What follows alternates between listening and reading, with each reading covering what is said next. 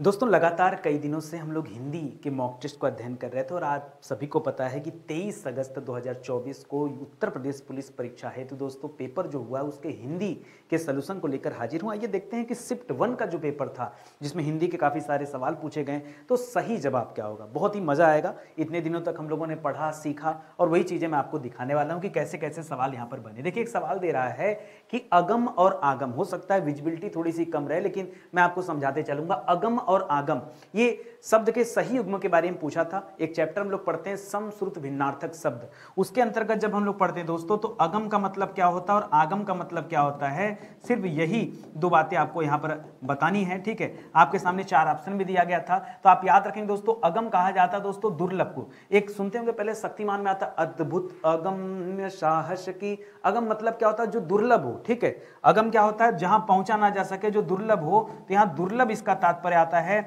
और आगम का तात्पर्य क्या हो जाता है दोस्तों, उत्पत्ति हो जाता है। क्योंकि शास्त्री उत्पत्ति दुर्लभ ये गलत है और स्वानुभूत और अनजान भी बिल्कुल गलत जवाब होगा। तो जो ऑप्शन होगा सही वो क्या होगा, ऑप्शन नंबर ए जो है ये सही उत्तर है। कर मैंने आम खा लिया, कितने बार हम लोग खाए होंगे अपनी क्लास में। मैंने बताया जो कार्य अभी अभी हुआ हो। ठीक है, याद रखेंगे आसन्न भूतकाल जवाब कब होता है दोस्तों, आसन्न भूतकाल कब होगा, याद रखेंगे आसन्न का मतलब ही है जो कार्य अभी अभी हुआ हो। जो कार्य अभी अभी हुआ हो उसके लिए क्या होता दोस्तों, आसन्न भूतकाल होता। तो यहां ऑप्शन नंबर 1 कीजिएगा। अपूर्ण भूतकाल नहीं, सामान्य भी नहीं, पूर्ण भी नहीं। ठीक है, अपूर्ण तो तब होता है जैसे बच्चा सो रहा था, वो अपूर्ण है। ठीक है, तो इस तरह से याद रखेंगे। अगला दिया था समास का शाब्दिक अर्थ क्या है। समास का अर्थ ही होता दोस्तों संक्षिप्तीकरण।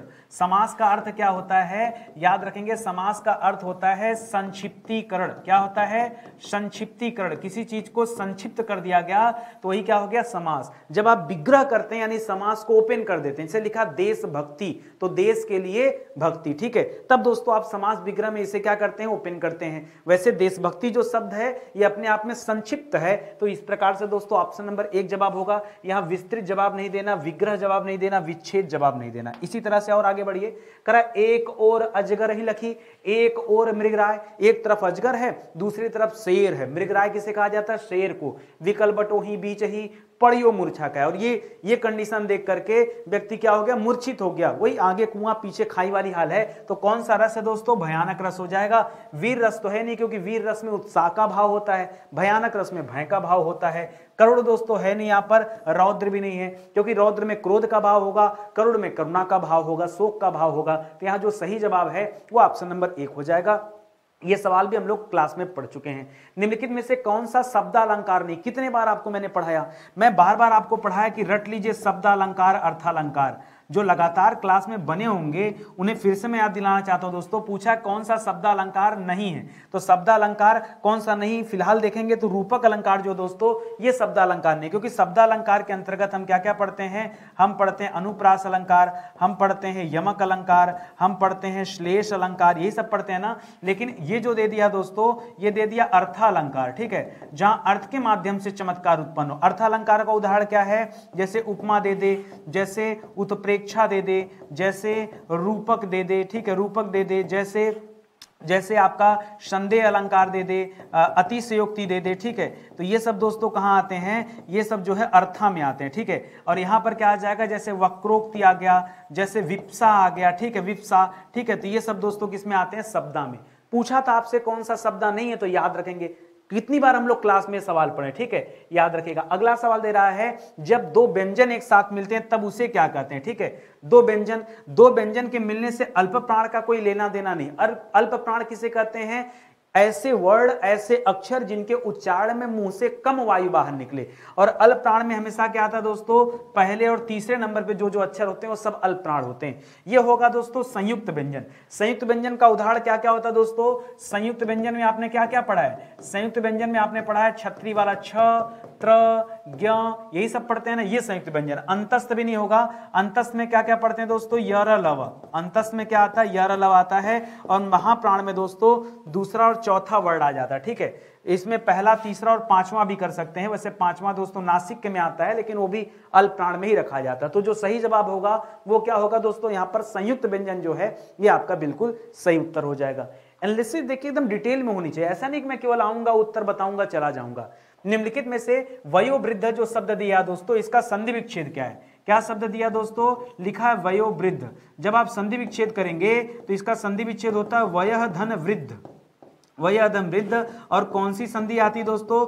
आपको देखकर लग रहा होगा वयः में विसर्ग है, तो विसर्ग संधि का एग्जांपल होगा, वयो नहीं होगा दोस्तों, वयः धन वृद्ध होगा। व्यय लिखा दोस्तों गलत है, वाया लिखा ये भी गलत हो जाएगा। तो ऑप्शन नंबर 2 जो है ये बिल्कुल सही जवाब है। 2019 का साहित्य अकादमी पुरस्कार ये किस रचनाकार को दिया गया था? 2019 का तो रामदरस मिश्रा, इनको नहीं दिया गया था, काशीनाथ सिंह को नहीं, ये दिया गया था दोस्तों नंद किशोर आचार्य को, ठीक है। और नंद किशोर आचार्य जो थे, इनकी रचना का नाम क्या था दोस्तों? नंद किशोर आचार्य की रचना का नाम क्या था जिस पर इन्हें यह पुरस्कार दिया गया? तो इनकी रचना का नाम था अपने छीलते हुए अपने को, ठीक है, छीलते हुए अपने को, ठीक है, अपने को, ये इनकी रचना था। इसके पहले 2000, ये तो 19 का दे दिया ना, अगर 2018 का पूछता तो आपको याद होगा दोस्तों, यह पुरस्कार किसे दिया गया था? यह पुरस्कार चित्रा मुदगल को दिया गया था, ठीक है। चित्रा मुदगल की रचना थी दोस्तों कौन सी? पोस्ट बॉक्स नंबर 203 नाला सुपाड़ा, यही था ना, याद होगा आपको, ये भी क्लास में डिस्कस किया गया, ठीक है, नाला सुपाड़ा। जो देखिए जो बच्चा रेगुलर पढ़ा होगा, ठीक है, उसे तो लगा होगा कि नहीं वाकई बहुत सारे सवाल क्लास में से, मैं कितना ही चीजें आपको बताऊं, आप बताइए कि ये सारी चीजें चर्चा में हुई हैं कि नहीं, आई हैं कि नहीं। करा जुबान पर लगाम न होना, लोग कहते हैं ना उसके जुबान पर लगाम नहीं, यानी अनाप शनाप बातें हमेशा बोलते रहता है। कर अस्पष्टवादी होना, अस्पष्टवादी होता तो जबान पे लगाम रखता, उसकी बात की वैल्यू होती, ठीक है। सदैव कठोर वचन कहना, ये भी नहीं, ठीक है। अब यहां देखिए अनावश्यक रूप से अस्पष्टवादी होना, सर्वत्र अपनी वाग्मिता दिखाना।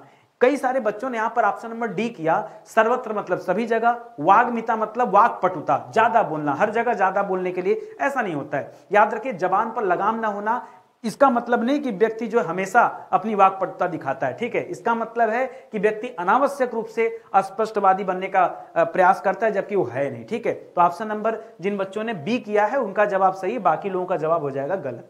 निम्नलिखित में से कौन सा अमृत का पर्यायवाची नहीं है? अमृत का पर्यायवाची सुधा भी है। क्षीर दोस्तों दूध को कहते हैं, आप बताइए मुझे, क्षीर किसका पर्यायवाची दोस्तों? क्षीर दूध को कहते हैं, दूध को दुग्ध कहते हैं, दूध को दोस्तों गोरस कहते हैं, दूध को दोस्तों स्तन्य कहते हैं। कितने बारे बातें पढ़ाई गई, ठीक है। बाकी सोम और अमी की बात करेंगे तो यह भी दोस्तों अमृत का पर्यायवाची हो जाएगा। बात समझ में आ रही है ना? तो यहां तक आ गए, आगे बढ़िए। कह कौन सा दंत्य वर्ण नहीं है? दंत्य वर्ण में क्या आता? तथ दध न। दंत्य वर्ण में क्या आता दोस्तों? अगर कभी आपसे पूछा जाए कि कौन सा दंत वर्ण है तो इसमें आता क्या है? तो आता त, थ, द, ध और न। यहां पर दे दिया दोस्तों ट, जो ट दे दिया दोस्तों ट, ये ट क्या है दोस्तों? ये मूर्धन्य वर्ण है। क्या है दोस्तों? यह मूर्धन्य है, और मूर्धन्य के अंतर्गत क्या आता है? ट, ठ, ड, ढ, अड़, यही आता है, ठीक है। तो यहां पर दोस्तों ऑप्शन नंबर डी हो जाएगा।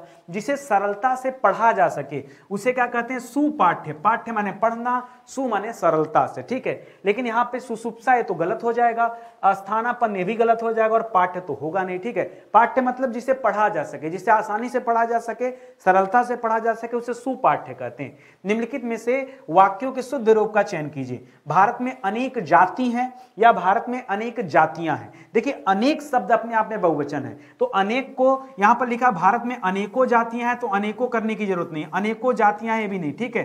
तो अनेक को बहुवचन करने की जरूरत नहीं है, क्योंकि जो अनेक शब्द है वह स्वयं बहुवचन है। अनेक अपने आप में बहुवचन है, लेकिन अनेक के साथ जाति लिखने की जरूरत नहीं है, अनेक जातियां सही होगा। अनेक को बहुवचन नहीं करेंगे, वो जिस शब्द के साथ आ रहा है वो बहुवचन हो सकता है, लेकिन अनेक को बहुवचन नहीं करना है, ठीक है। ऑप्शन नंबर सी जो है इस सवाल का सही जवाब। वह आई हो तो मेरी चिट्ठी उसे दे देना, लेकिन कब? यदि वो आई हो तो यहां पर दोस्तों संदिग्ध यानी किसी तरह का संदेह तो है नहीं। संदेह में क्या होता है? जब आपको संदेह उत्पन्न हो तभी संदिग्ध करिएगा। यहां पे कोई संदेह नहीं है, यहां पे संभावना है कि आई हो तो दे देना, ना आई हो तो कोई बात ही नहीं है। तो यहां संभाव्य वर्तमान काल होगा दोस्तों, संदिग्ध मत कीजिएगा। तत्कालीन तो एकदम नहीं होगा और सामान्य तो एकदम नहीं होगा। तो ऑप्शन नंबर बी जिन बच्चों ने चूज किया है उनका जवाब क्या हो जाएगा? बिल्कुल सही जवाब है। करा असोच और अशौच। असोच और अशोच में क्या है? देखिए एक शब्द होता है सोच, सोच माने होता है दोस्तों सोचना, ठीक है, सोचना, और असोच लगा दिया तो बिना सोच के। असोच कर दिया, अगर लिख दिया असोच तो सोच से सोचनी हो जाता ना, तो याद रखेगा बिना सोच के, बिना सोच के। और अशौच, ठीक है, अशौच माने क्या हो जाता है, तो अशुद्धि हो जाता है, ठीक है। तो ऑप्शन नंबर 1 कर लीजिए। यहां बराई तो होगा नहीं, बुराई लिखना चाहिए, हो सकता मिसप्रिंट हो गया हो यहां पर, ठीक है। बुराई और अयोग से कोई लेना देना नहीं है।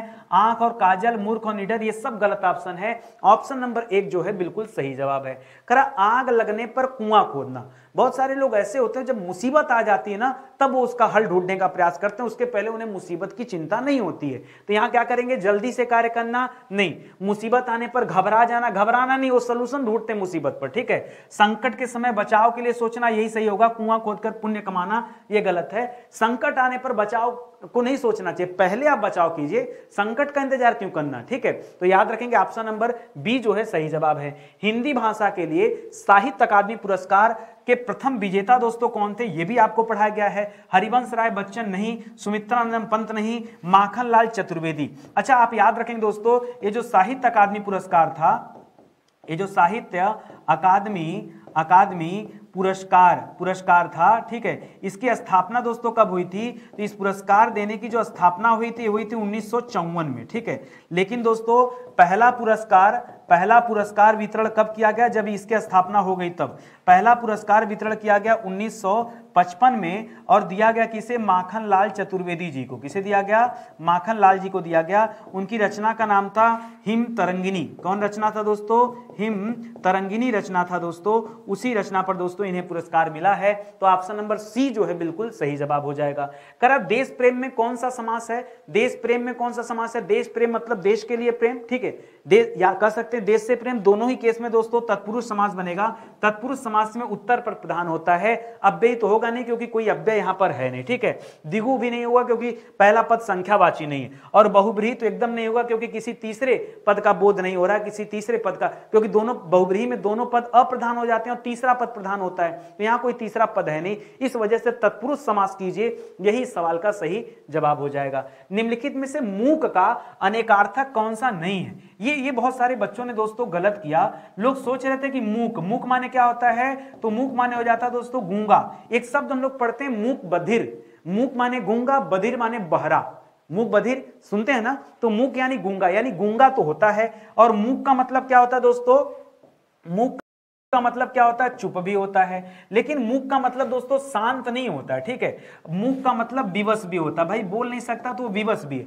बहुत सारे बच्चों ने यहां शांत और विवश में कंफ्यूज हो गए और उन्होंने गलत सलत जवाब दे दिया। एक बात बताओ, आप शांत नहीं रहते क्या, शांत रहने का मतलब मूक होता है क्या? व्यक्ति अगर शांत रहे तो उसका कौन सा तात्पर्य मूक है भाई, विवश हो सकता है।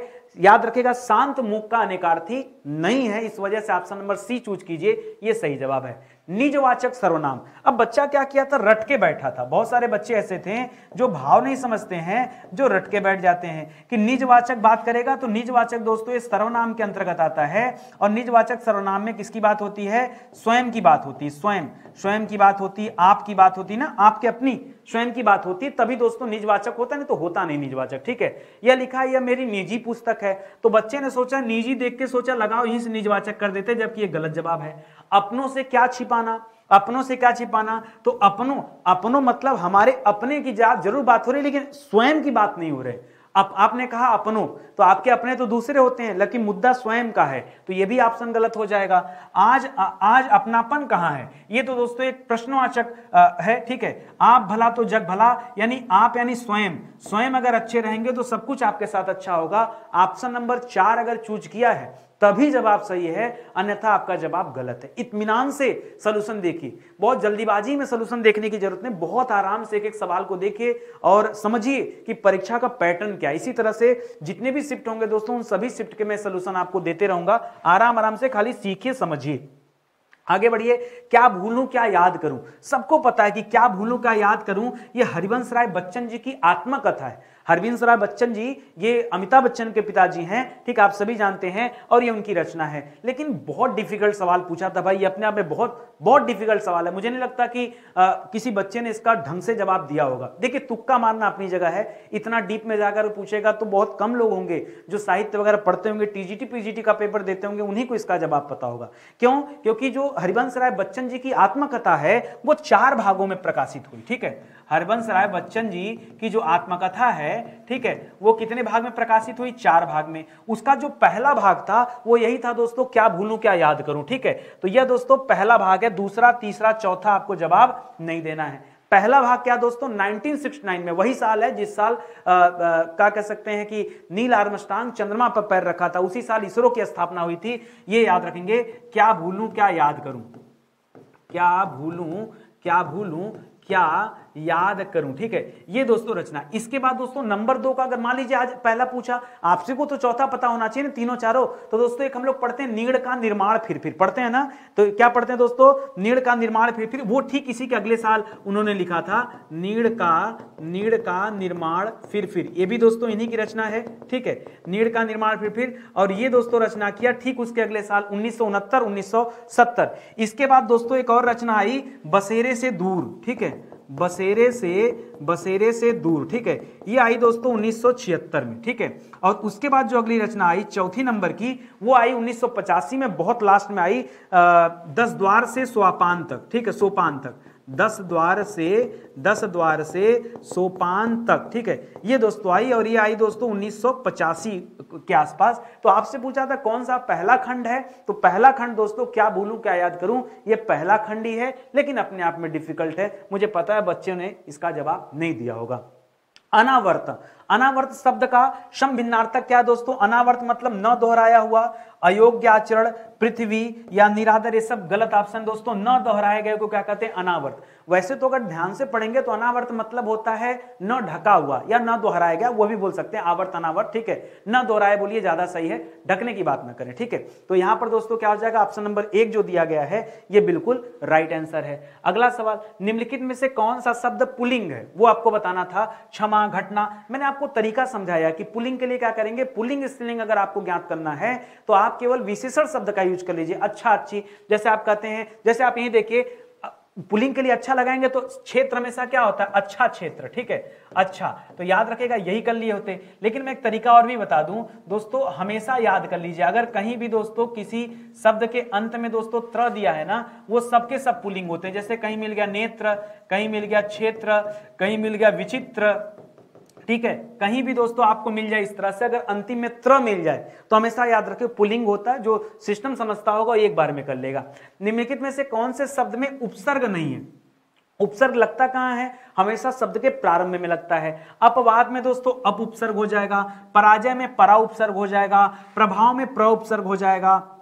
और जो ओढ़ना शब्द दिया है इसमें ओढ़ मूल शब्द है और ना उपसर्ग नहीं है, ना अंतिम में लगा है तो ना प्रत्यय है, तो इसी में दोस्तों उपसर्ग नहीं लगा है। ऑप्शन नंबर 4 हो जाएगा जवाब। करा विस्मय बोधक चिन्ह, कामा लिख के दिया था, बताइए कौन सा चिन्ह है? अरे कामा को हम अल्प विराम कहते हैं। क्या कहते हैं? कामा को हम अल्प विराम कहते हैं। फिर एक चिन्ह ये दिया था, इसको हम कहते हैं योजक चिन्ह। क्या कहते हैं? योजक चिन्ह। फिर दोस्तों दिया था इस तरह से, इसे हम कहते हैं विवरण चिन्ह। क्या कहते हैं? विवरण चिन्ह, ठीक है, विवरण चिन्ह, ठीक है। तो जवाब आया क्या दोस्तों? ये विस्मयादिबोधक दिया था और इसी को क्या कहते हैं? विस्मयादिबोधक चिन्ह। आप पहचानते भी होंगे, ठीक है। तो ये सब तथ्य याद रखिए, बार बार क्लास में हम लोग ये चीजें पढ़ते रहे। करा किस वाक्य में अच्छा शब्द का प्रयोग विशेषण के रूप में हुआ है? ठीक है, अच्छा शब्द का हर जगह अच्छा लिखा है, लेकिन आपको बताना कहां विशेषण है। करा तुमने अच्छा किया जो आ गए, ठीक है। अब भाई आने की विशेषता तो अच्छा तो है नहीं, ये तो हो नहीं सकता। अच्छा तुम घर जाओ, लोग बोलते हैं अच्छा ना, वो विशेषण नहीं, वैसे ही बोलते हैं, ठीक है। क्या तुम जा सकते हो, यानी उनकी अनुमति है, ये लिए। करा यह स्थान बहुत अच्छा है, तो स्थान की विशेषता क्या दोस्तों? अच्छा है, यही कर लीजिए। अच्छा है वह अभी आ जाए, यह भी दोस्तों गलत है, तो ऑप्शन नंबर बी कीजिए, ये सही जवाब है। प्रेम सागर के रचनाकार कौन है? प्रेम सागर एक रचना दोस्तों, करा किसकी रचना है? सदल मिश्र की नहीं, उस्मान की नहीं, ये रचना दोस्तों लल्लू लाल जी की, सुंदरदास जी की भी नहीं है। मैं बताना चाहता हूं दोस्तों, गद्य साहित्य के दोस्तों 4 स्तंभ माने जाते हैं। गद्य साहित्य के 4 स्तंभ माने जाते हैं। वो 4 स्तंभ आपसे पूछता है। तो 4 स्तंभ में पहला नाम किसका आता है दोस्तों? लल्लू लाल जी का नाम आता है। दूसरा नाम किसका आता है दोस्तों? इंसा अल्लाह खां का नाम आता है। नाम याद रखेगा, इंसा अल्लाह खां का नाम आता है। तीसरा नाम जो पहला वाला दे रहा दोस्तों, सदल मिश्र, इनका नाम आता है, ठीक है, सदल मिश्र। और चौथा नाम आता है सदा सुखलाल। ये भी दोस्तों परीक्षा में पूछा जाता है, ठीक है, बड़ा इंपॉर्टेंट पॉइंट है। फिलहाल प्रेम सागर किसकी रचना दोस्तों? तो याद रखेगा लल्लू लाल जी की। करा सदा एक वचन में रहने वाले शब्द चुनिए।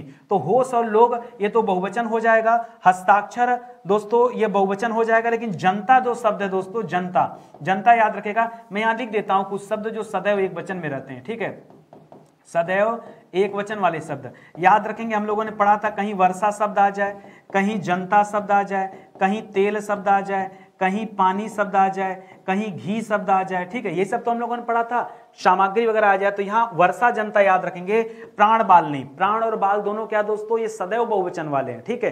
तो इस प्रकार से दोस्तों ऑप्शन नंबर सी जो है ये इस सवाल का बिल्कुल सही जवाब है। करा राजा शब्द का पर्यायवाची बताइए। राजा के लिए कौन कौन सा पर्यायवाची होता है दोस्तों? राजा के लिए तो राजा को क्या कहते हैं? राजा को नृप कहते हैं, राजा को भूप कहते हैं, राजा को महाराज कहते हैं, राजा को इसी नृप से दोस्तों नृपेंद्र बन गया, नृपेंद्र, ठीक है, या फिर राजा को नरेंद्र भी कहते हैं, नरधन इंद्र, नरेंद्र भी कहते हैं। ये सब दोस्तों राजा का पर्यायवाची है। रघुवीर दोस्तों राम जी को कहते हैं, नरेंद्र सही जवाब हो जाएगा। गोविंद कृष्ण को कहते हैं, लंकेश रावण को कहते हैं। तो ऑप्शन नंबर 2 जो है दोस्तों 2 ये सही हो जाएगा। किसी एक में ही आस्था रखने वाले के लिए शब्द बताना। अनुत्तीर्ण, जो उत्तीर्ण ना हुआ हो उसे अनुत्तीर्ण कहते हैं। अनुमोदन ये अलग हो जाएगा। अनन्य, आप कहते हैं ना हम भगवान के अनन्य भक्त हैं। अनन्य मतलब उनकी आस्था का अलावा हमारे पास कोई दूसरा चारा नहीं है, ठीक है। तो याद रखेगा, एक में ही आस्था रखने वाले को क्या कहते हैं? अनन्य कहते हैं। अनिकेत मत कहिएगा। अनिकेत का मतलब क्या होता है? अनिकेत नहीं दोस्तों, अनिकेतन होता है, ठीक है, निकेतन होता है। निकेतन दोस्तों किसे कहते हैं? निकेतन घर को कहा जाता है। घर को आलय कहते हैं, गृह कहते हैं, मंदिर कहते हैं, धाम कहते हैं, निकेतन कहते हैं। ये सब दोस्तों नाम है। अगला सवाल, निम्नलिखित शब्दों में प्रयुक्त प्रत्यय किस विकल्प में ठीक ठीक प्रदर्शित किए गए हैं? शब्द क्या क्या दे रहा दोस्तों? शब्द दे रहा धमाका। धमाका में क्या हो जाएगा दोस्तों? धमाका में आका प्रत्यय हो जाएगा, ठीक है। दूसरा क्या दिया है? लड़ाकू। लड़ाकू में क्या हो जाएगा दोस्तों? लड़ाकू में आकू प्रत्यय हो जाएगा। देखते जाइए अगला क्या दिया है। अगला दिया उड़ाक। उड़ाक में क्या हो जाएगा? उड़ाक में आक प्रत्यय हो जाएगा। और क्या दिया है? छिलका में क्या हो जाएगा दोस्तों? का प्रत्यय हो जाएगा। तो यहां पे मिला दीजिए आका आकू आक, तो आका आकू आक का, ठीक है। आकू पहले नहीं होगा, पहले आका होगा, का भी नहीं होगा, ठीक है, और का भी नहीं होगा, और आक नहीं होगा, आका। तो ऑप्शन नंबर सी ले लीजिए। आका, पहले में आका, दूसरे में आकू, तीसरे में आक और चौथे में का। तो ये जवाब हो जाएगा ऑप्शन नंबर 3। ये बहुत आराम से आप इसका जवाब दे सकते हैं। बहुत इत्मीनान से आप पढ़िए, कोई जल्दीबाजी नहीं दोस्तों, ढंग से पढ़िए। अगला दे रहा दोस्तों, शुद्ध वाक्य का चयन करना है। इस समय मोहन की आयु 20 वर्ष है। दोस्तों समझाया था जीवित व्यक्तियों के लिए, जो भी जीवित हो उसके लिए हमेशा अवस्था शब्द का प्रयोग करना चाहिए, आयु शब्द का प्रयोग नहीं करना चाहिए। इसीलिए ऑप्शन नंबर 1 गलत है। मध्यकालीन युग में कलाओं की बहुत उन्नति हुई, ठीक है। तो याद रखेगा कलाओं की नहीं, मध्यकालीन युग में कला की बहुत उन्नति हुई, कलाओं की नहीं। ये भी गलत हो जाएगा, ठीक है। और देखिए और ऊपर से देखिए यहाँ काल और युग दोनों एक साथ नहीं होंगे, दोनों समय को रिप्रेजेंट कर रहे हैं। तो ये भी दोस्तों गलत है। वे चाहे भले ना आए पर तुम्हें आना होगा। पर दोस्तों नहीं, परंतु तुम्हें आना होगा, ठीक है, ठीक है। तो इस तरह से दोस्तों भले ही ना आए, ये भी दोस्तों गलत शब्द है। वे चाहे ना आए, ठीक है, भले ही ना आए ये मिस्टेक है। साहब ने कहा है कि किसी को अंदर न जाने दिया जाए, ये आप सही कर सकते हैं। तो ऑप्शन नंबर डी जो है इस सवाल का बिल्कुल सही जवाब है। आराम से पढ़ लिया ना। अब इसके बाद दोस्तों कुल 4 सवाल जो थे वो गद्यांश वाले थे, ठीक है। एक बढ़िया सा गद्यांश दिया था और उसको पढ़ करके आपको सवालों का जवाब देना चाहिए, ठीक है। तो सवाल आप पूरा पढ़ लेंगे कि शिक्षा को मनोवैज्ञानिक और प्राविधिक मूलाधार देकर हमने जहां, अच्छा इस तरह से आप पूरा पढ़ लेंगे। मैं बताऊं गद्यांश को हल कैसे करते हैं। सबसे पहले जब एक गद्यांश के सवाल आते हैं ना, आप क्या करते हैं, पहले गद्यांश पढ़ने लगते हैं। मेरे हिसाब से पहले गद्यांश नहीं पढ़ना चाहिए, पहले आप सवाल पढ़िए। सवाल क्या दिया दोस्तों कि मानव जीवन को भस्मासुर बनने से कैसे रोका जा सकता है, ये पहला सवाल है, ठीक है। दूसरा सवाल इसी तरह से क्या दिया है, आगे बढ़ेंगे दोस्तों। तो अगला सवाल दिया है, ठीक है, अच्छा हर पे लगा हुआ तो हम आराम से भी समझा देंगे आपको। मानव जीवन को भस्मासुर बनने से कैसे रोका जा सकता है, पूरा पढ़ेंगे तो आपको यहां दिया कि भौतिक जीवन मूल्यों का निर्धारण करके, नहीं, भौतिक जीवन मूल्यों का निर्धारण करके आप क्या बदल सकते हैं, ठीक है। उसके बाद प्राकृतिक जगत का पूर्ण स्वामित्व प्राप्त करके, नैतिक और आत्मिक मूल्यों का विकास करके ही दोस्तों जीवन को भस्मासुर बनने से रोका जा सकता है। मतलब क्या है, पहले जैसे भस्मासुर स्वयं को भस्म कर लिया, भस्मासुर को शिव जी ने एक आशीर्वाद दिया कि भस्मासुर जिसके भी सर पे अपना हाथ रख देगा वो भस्म हो जाएगा, ठीक है। और भस्मासुर ने क्या कर दिया, स्वयं अपने ही सर पे हाथ रख लिया। जब विष्णु जी मोहिनी रूप धारण करके आए तो दोस्तों उन्होंने मोहित कर दिया, इतना मोहित कर दिया कि वो समझ ही नहीं पाया कि मैं अपने ऊपर हाथ रख रहा हूं, और अपने ऊपर हाथ रख के स्वयं भस्म हो गया। वही काम हम कर रहे हैं। क्यों? विज्ञान को इतना बढ़ावा दे रहे हैं, इतना बढ़ावा दे रहे हैं कि उसी विज्ञान की वजह से कल हमारा मृत्यु तय है, हमारा विनाश तय है। हर कोई जानता है कि विज्ञान की वजह से हम मरने वाले हैं। सृष्टि का अंत कैसे होगा, विज्ञान की वजह से होगा, ठीक है, वो आप सभी जान रहे हैं। तो फिलहाल कह रहा है कि जीवन को भस्मासुर बनने से कैसे रोका जा सकता है, यदि नैतिक एवं आत्मिक मूल्यों का विकास कर लिया जाए तब रोका जा सकता है, ठीक है। लेकिन कहां नैतिक मूल्यों का विकास होगा, कौन कौन नैतिकता देखना चाहता है, पूरी अगर आप पैराग्राफ पढ़ेंगे तो आपको जवाब दोस्तों यही नजर आएगा, ठीक है। और आगे बढ़िए, करा आधुनिक मानव विकास को सर्वांगीण विकास नहीं कहा जा सकता। जो आधुनिक मानव का विकास है इसको सर्वांगीण विकास नहीं, सर्वांगीण विकास तब होता जब एक साथ हर एक पहलुओं पर मानव विकास हो, हर एक स्तर पर मानव विकास हो, तब उसे सर्वांगीण विकास कहते हैं। कहां सर्वांगीण विकास होगा, ठीक है। कह रहा विकास के सूत्र मानव के हाथ में है, ये हैं तो, लेकिन इसका इससे कोई लेना देना नहीं। कर आधुनिक मानव विकास को सर्वांगीण नहीं कहा जा सकता, क्यों नहीं कहा जा सकता ये बताना है। कर भौतिक परिवेश पूर्णतः अपरिवर्तित हो गया है, साहित्य धर्म कला आदि मानव चेतना में निर्वासित हैं, जीवन में आशातीत गतिशीलता का समावेश नहीं हुआ है। यहां 3 नंबर कीजिएगा, पढ़ेंगे आपको तो जवाब यही निकल कर आएगा कि साहित्य धर्म कला आदि मानव चेतना से निर्वासित हैं। अगर नहीं निर्वासित होते तो सर्वांगीण विकास हो जाता, लेकिन ये निर्वासित हैं, इस निर्वासित माने अलग हो चुके, ठीक है। आगे बढ़िए, फिर से पढ़ेंगे। एक सवाल आया था कि अणु विस्फोट को मानवतावादी की मर्यादा देना तभी संभव है जब व्यक्ति की क्या हो, करा क्षुद्रता को राष्ट्र की क्षुद्रता न बनने दिया जाए। अच्छा, क्षुद्रता जब राष्ट्र की क्षुद्रता बन जाए। अच्छा, करा क्षुद्र भावनाओं का उन्नयन हो। अच्छा, ठीक है, उन्नयन हो। और क्या लिख रहा है दोस्तों, करा उदात्त भावनाओं का विकास किया जाए, ठीक है। तो आपको बताना दोस्तों यहां पर कौन सा जवाब होगा। तो जब यहां पढ़ेंगे ना, थोड़ा सा आपको ध्यान देना, करा अणु विस्फोट को मानवतावादी की मर्यादा देना तभी संभव है जब व्यक्ति क्या हो जाए दोस्तों, जब व्यक्ति क्या हो जाए, तो याद रखेंगे क्षुद्र भावनाओं का उन्नयन हो, उन्नयन नहीं दोस्तों, ठीक है, अवनयन करना पड़ेगा, ठीक है। यहां पे थोड़ा सा एक बार आप पढ़िएगा, एक बार देखिए, पूरा का पूरा ही हमें पैराग्राफ पढ़ना पड़ेगा। बिना पैराग्राफ पढ़े इस सवाल का जवाब देना कहीं ना कहीं थोड़ा सा मुश्किल। हम लोग क्या किए, 77 78 कर रहे हैं, ठीक है, कोई बात नहीं, एक बार पढ़ ही लेते हैं। शिक्षा को वैज्ञानिक और प्राविधिक मूलाधार देकर हमने जहां भौतिक परिवेश को पूर्णतः परिवर्तित कर दिया है और जीवन को अप्रत्याशित गतिशीलता दे दी है, वहां साहित्य कला धर्म और दर्शन को अपनी चेतना से बहिष्कृत भी कर दिया है और उसी कारण मानव विकास को एकांगी बना दिया है। पिछली शताब्दी में विकास के सूत्र प्रकृति के हाथ से निकलकर मनुष्य के हाथ में आ गए, विज्ञान के हाथ में पहुंच गए, और इस बंद गली में पहुंचने का अर्थ मानव जाति का नाश है। जितना जितना विकास के विज्ञान के निकट जाएंगे, नाश ही होना है। इसलिए नैतिक और आत्मिक मूल्यों को साथ साथ विकसित करने की आवश्यकता है, ठीक है। देखिए दिख भी रहा है कि नैतिक और आत्मिक मूल्यों का विकास कीजिए अगर बचना हो तो, ठीक है, जिससे विज्ञान हमारे लिए भस्मासुर का हाथ न बन जाए, ताकि हम उसी से भस्म न हो जाए। व्यक्ति की क्षुद्रता यानी चाहत यदि राष्ट्र की क्षुद्रता बन जाती है तो विज्ञान भस्मासुर बन जाता है। व्यक्ति जो चाह रहा है, अगर वो राष्ट्र चाहने लगे तो हम दूसरे से हड़पने लगेंगे। चाइना वगैरह क्या कर रहे हैं, ये तो कर रहे हैं, क्योंकि वहां व्यक्ति की क्षुद्रता राष्ट्र की क्षुद्रता बन गई है, इसलिए उनके अंदर अब नैतिकता का जो है ज्ञान नहीं रह गया है। इस सत्य को प्रत्येक क्षण सामने रखकर ही अणु विस्फोट को मानव प्रेम और लोकहित की मर्यादा दे सकेंगे। अपरिसीमन भौतिक शक्तियों का स्वामी मानव आज अपने व्यक्तित्व के प्रति आस्थावान नहीं है और प्रत्येक क्षण अपने अस्तित्व के संबंध में शंकाग्रस्त है, ठीक है, कि कब हमारा क्या हो जाए, विनाश हो जाए। अब समझ में आया। कह रहा अणु विस्फोट को मानवतावादी की मर्यादा देना तभी संभव है जब क्षुद्रता को राष्ट्र की क्षुद्रता न बनने दिया जाए। अगर बनने देंगे तो कहानी खत्म हो जाएगी। अगर चाहते हैं न बने, मर्यादा में रखना चाहते हैं तो न बनने दिया जाए। ऑप्शन नंबर 1 दोस्तों कीजिएगा, यह सही जवाब होगा। फिर से पढ़िए, आज का मानव अपने व्यक्तित्व और अस्तित्व के प्रति शंकालु है। ठीक है, क्योंकि देखिए यहां लिखा है कि इस संबंध में मानव क्या है, शंकाग्रस्त है। मानव सोच रहा है कि हम बढ़ तो रहे विज्ञान को लेकर के, लेकिन कहीं ऐसा ना हो कि कल को हमारा नाश हो जाए। कारण मानव ईश्वर के प्रति आस्थावान नहीं है। कोई फर्क नहीं पड़ता कौन ईश्वर को मानता है कौन नहीं मानता है। हमारे इस देश दुनिया में हर तरह के लोग हैं, ठीक है, जिसमें क्या है दोस्तों, आस्थावान भी है और अनास्थावान भी है। ठीक है, दोनों तरह के लोग हैं। ये वह विज्ञान की विध्वंसक शक्तियों से भयभीत। हाँ, ये है कि हाँ परमाणु बम में हमला न हो जाए, खत्म न हो जाए, तो विज्ञान की विध्वंसक शक्तियों से वो भयभीत एक कह सकते हैं। वह सीमित और भौतिक शक्तियों का स्वामी है। ठीक है, ये भी कर सकते हैं। उसका आत्मविश्वास लुप्त होता जा रहा है। नहीं, आत्मविश्वास की बात करना यहां कोई नहीं, ठीक है, लेकिन बी और सी में से देखिए चुनाव करना पड़ेगा आपको। फिर से पढ़िए,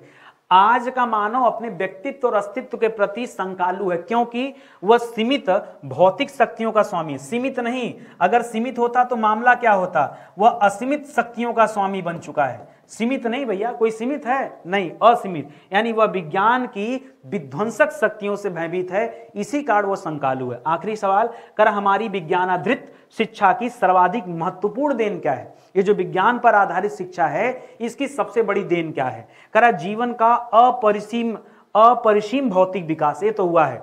जीवन का एकांगी विकास नहीं, ठीक है, एकांगी विकास नहीं, ठीक है। और क्या लिखा दोस्तों, एकांगी विकास के बारे में कर है कि धर्म और चेतना को अपनी चेतना से भेद के मानव विकास को एकांगी बना दिया है, वो ठीक है, ठीक है। और जीवन का सर्वांगीण विकास तो हुआ नहीं, सर्वांगीण विकास तो हम चाह रहे हैं, गतिशील जीवन का प्रत्यावर्तन ये भी नहीं, ठीक है। अपरिसीम भौतिक विकास करिए, जीवन का अपरिसीम भौतिक विकास हो गया है। यहां पर ऑप्शन नंबर 3 भी दोस्तों एक पल के लिए चूज कर सकते हैं, लेकिन उससे पूरा अर्थ नहीं निकल रहा मेरे हिसाब से। ए और सी में से ए ऑप्शन ही दोस्तों अपरिसीम, ठीक है, परिसीम, अपरिसीम भौतिक विकास हम लोगों ने किया है, ठीक है। जीवन का एकांगी विकास,